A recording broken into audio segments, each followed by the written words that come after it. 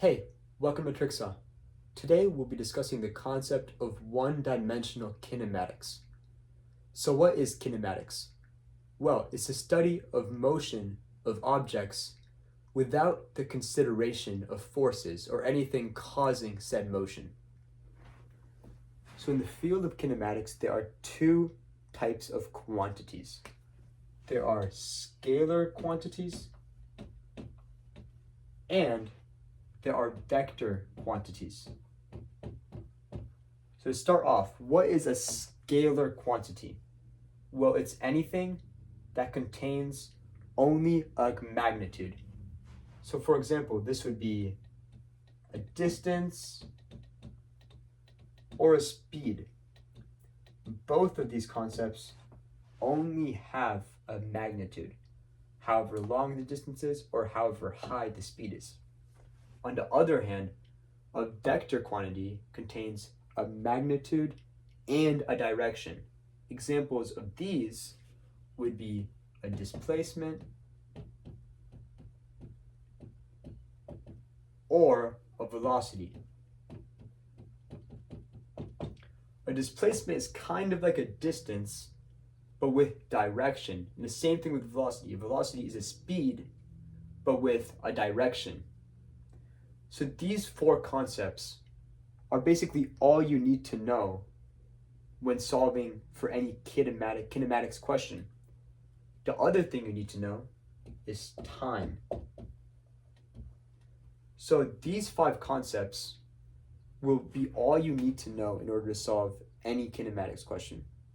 So when solving any one-dimensional kinematics question, there are four formulas that you need to know. And if you have all of these memorized and if you understand them, you should be able to solve any kinematics question. The first one is the velocity final is equal to the initial velocity plus the acceleration times time. The second formula is the displacement is equal to the velocity initial times the time plus half times the acceleration times time squared. The third formula is velocity final squared is equal to velocity final initial squared plus 2 times the acceleration times the displacement. The very last formula is the displacement is equal to half times velocity initial plus velocity final times the time.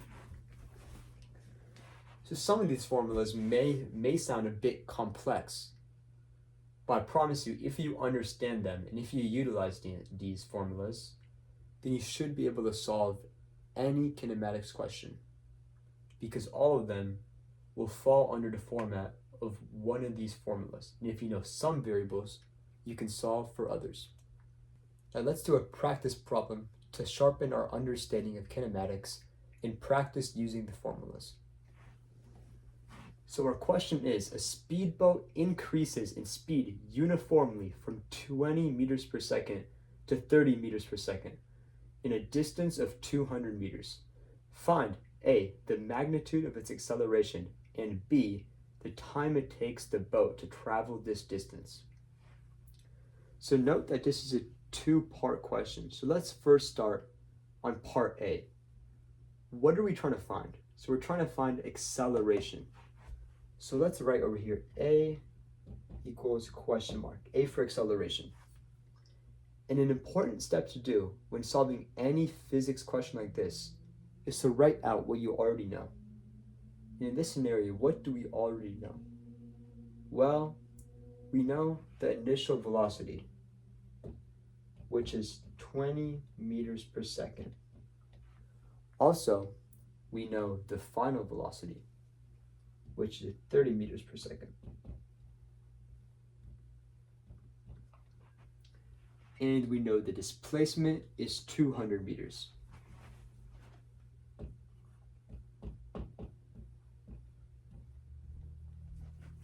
So knowing what we know already, and now we know what we need to find, we should be able to find a kinematics formula that suits the situation.